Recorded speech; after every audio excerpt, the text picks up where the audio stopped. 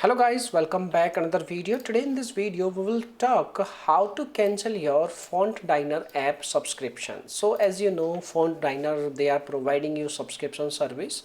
So how you can cancel the subscription? Basically, first of all, what you have to do, you need to open your iPhone settings, and then you need to tap on your Apple ID and you need to select subscription, and you need to select a sub app of the subscription which you want to cancel.